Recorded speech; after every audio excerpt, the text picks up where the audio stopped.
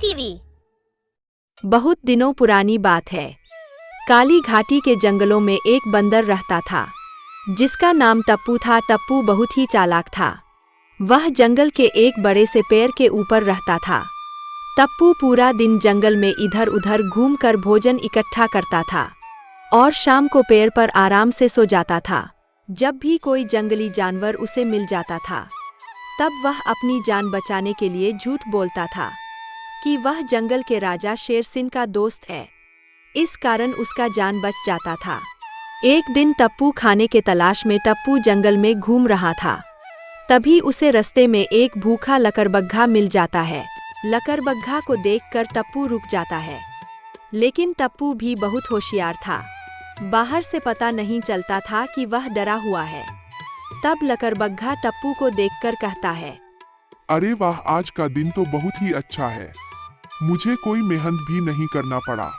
शिकार खुद चलकर मेरे सामने आ गया। तब टप्पू अपने डर को छुपाकर कहता है, क्या तुम मुझे अपना शिकार कह रहे हो? तुम्हारा दिमाग तो ठीक है ना? क्यों, क्या मैं तेरा शिकार नहीं कर सकता? नहीं कर सकते क्योंकि मैं शेर राजा का दोस्त हूँ और तुम्हें तो पता है न कि शेर सिंह जंगल का राजा है। क्या तुम शेर सिंह के दोस्त हो? अरे जाओ बंदर भाई जाओ, तुम्हारा शिकार करके मुझे अपनी जान खतरे में नहीं डालनी है। इस तरह झूठ बताकर टप्पू लकड़बग्घे से अपनी जान बचा लेता है। फिर वह आगे चला जाता है।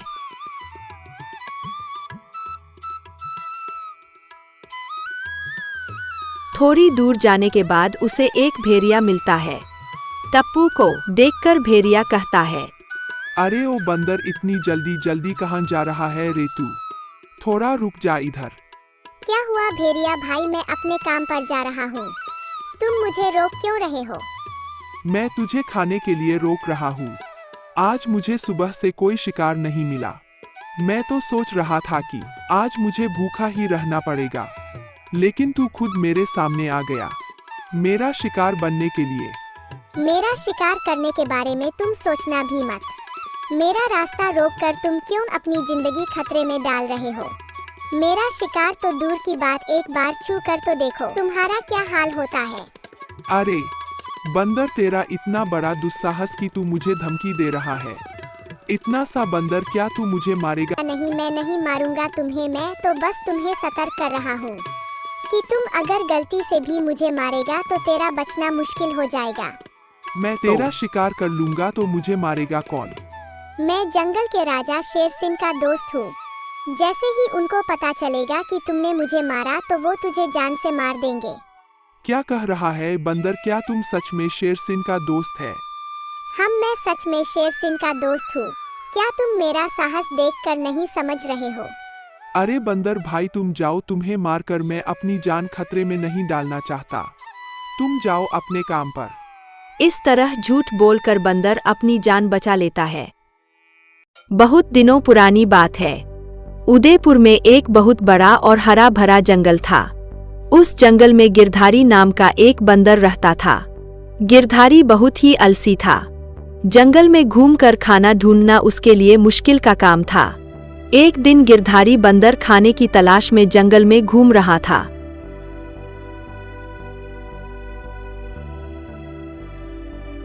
लेकिन बहुत देर तक ढूंढने के बाद भी उसे कुछ नहीं मिला।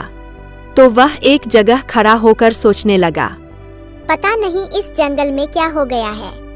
कहीं भी खाने को कुछ नहीं मिल रहा है और मैं इतना छोटा हूँ कि सब मुझसे खाना छीनकर खा जाते हैं।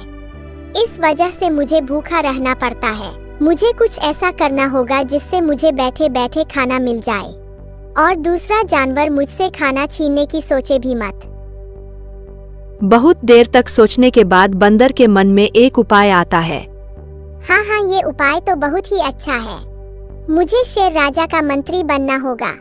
शेर के डर से सारे जानवर खुद ही मुझे खाना दे देंगे। मुझे मेहनत करने की जरूरत भी नहीं पड़ेगी। आज ही मुझे शेर राजा के पास जाना होगा। फिर बंदर शेर राजा के पास चल देता है।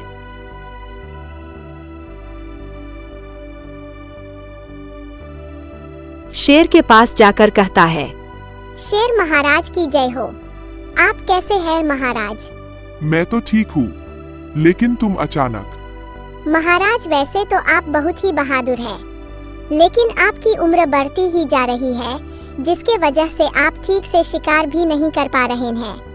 लेकिन आप चिंता मत करिए महाराज, आप हमारे राजा हैं और राजा की सेवा करना हमारा कर्तव्य है। मैं आपकी मदद करूंगा शिकार करने में, लेकिन उसके लिए आपको मुझे अपना मंत्री बनाना होगा। बंदर की बात सुनकर शेर राजा को अच्छा लगा। फिर वह मन ही मन बोला, बंदर, तू सही कह रहा है। अब मुझसे ना तो तेजी से दौड़ा जाता है और ना ही मैं ठीक से शिकार कर पाता हूँ। अगर ये बंदर मेरी मदद करेगा तो मुझे शिकार करने में आसानी होगी। फिर शेर राजा गिरधारी से कहता है, हाँ, बात तो तूने सही कहा बंदर, तू मेरे साथ रहेगा तो मुझे शिकार करने में आसानी होगी, लेकिन बदले में तुझे देने के लिए मेरे पास कुछ नहीं है। तू एक बार फिर से सोच ले। महाराज, मुझे कुछ भी नहीं चाहिए, मुझे तो बस आपका मंत्री बनना है। मेरे लिए तो बस इतना ही काफी है। आज से मैं तुझे अपना मंत्री बना लेता हूँ। कल से हम दोनों एक साथ शिकार पर निकलेंगे। ठीक है महाराज, मैं कल सुबह आपके लिए शिकार का बंदोबस्त करूंगा। फिर गिरधारी अपने घर चला जाता है और जाते वक्त वह जानवरों से मिलकर कहता है, सुनो सुनो भाइयों, आज शेरराज ने मुझे अपना मंत्री बना लिया और शेरराज ने कहा कि अगर कोई भी जानवर मुझे खाना नहीं देगा तो उसे शेरराज के हवाले कर दूंगा और महाराज उसे खा जाएंगे। बंदर की बात सुनकर सभी जानवर डर जाते हैं। बहुत समय पहले की बात है। एक जंगल में हिरणों का एक परिवार रहता था। हिरण का परिवार उस जंगल में शांतिपूर्ण अपना जीवन व्यतीत कर रहे थे, लेकिन उस जंगल में काफी समय से बारिश न होने के कारण भोजन की कमी हो गई, इसलिए वो सब जंगल छोड़कर दूसरे जंगल में जा रहे थे।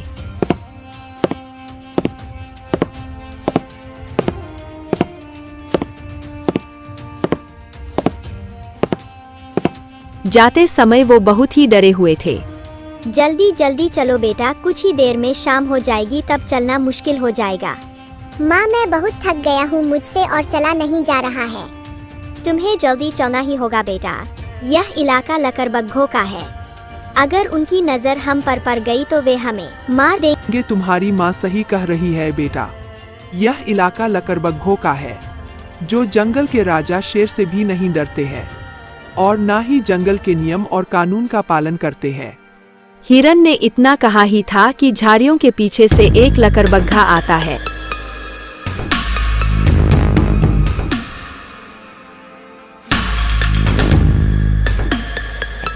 और भूखे नजरों से उन्हें देखने लगा। हम तीनों को यहाँ से जाने दो, हमें मत खाओ, हम एक दूसरे के बिना नहीं रह सकते हैं।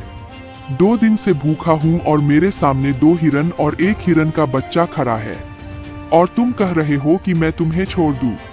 क्या इतना मूर्ख हूँ मैं? हमें जाने दो लकड़बग्घा भैया, अगर तुम हमें मार दोगे तो शेरराज तुम्हें नहीं छोड़ेंगे। शेरराज, वो तो खुद मुझसे डरता है और मुझे देखकर भाग जाता है। इतना बोलकर लकड़बग्घा हिरन के बच्चे के तरफ देखने लगा। यह देखकर हिरन समझ गया कि लकड़बग्घा सबसे पहले उसके बच्चे को मारेगा। यह सोचकर उसने लकड़बग्घे के ऊपर हमला कर दिया। तुम दोनों यहाँ से भाग जाओ, जल्दी भाग जाओ, मैं इसे रोक कर रखता हूँ। तभी लकड़बग्घे ने हिरन को मार दिया। यह देखकर चिंटू और उसकी माँ बहुत डर गए और अपनी जान बचाकर अलग अलग दिशा में भाग गए।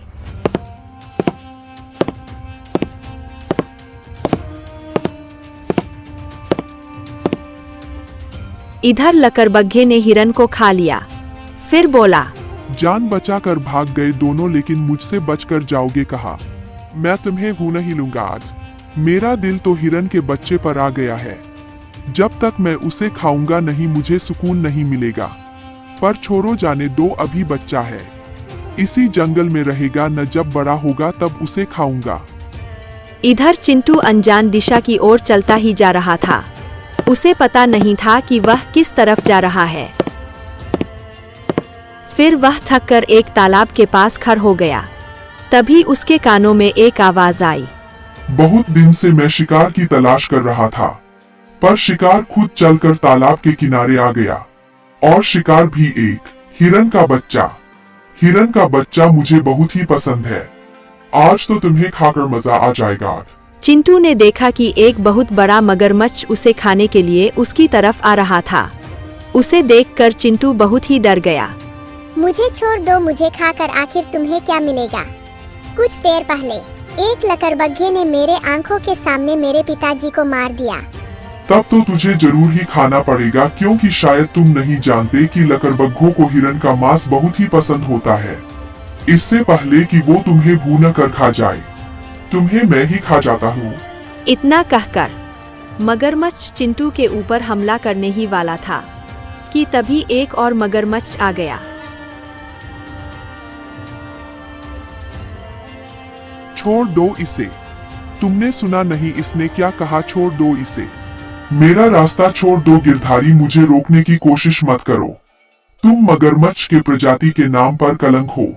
ना खुद खाते हो और ना ही किसी और को खाने देते हो। मैं तुम्हें इस हिरन के बच्चे को नहीं खाने दूंगा। मैंने इसकी सारी बातें सुन ली है। यह बेचारा बहुत ही मुसीबत में है। बस बहुत हो गया, जब से तुम इस तालाब में आए हो तुमने सबका जीना हराम कर दिया है। तुम्हारे अच्छाई के पाठ सुन सुन कर मेरे कान पक गए हैं। मैं तुम्हें नहीं छोड़ूंगा, मैं तुम्हें भी मार दूंगा आज।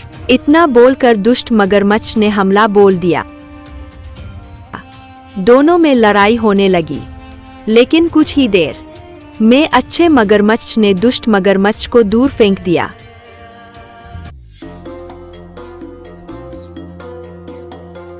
और हिरन के बच्चे की जान बचा ली।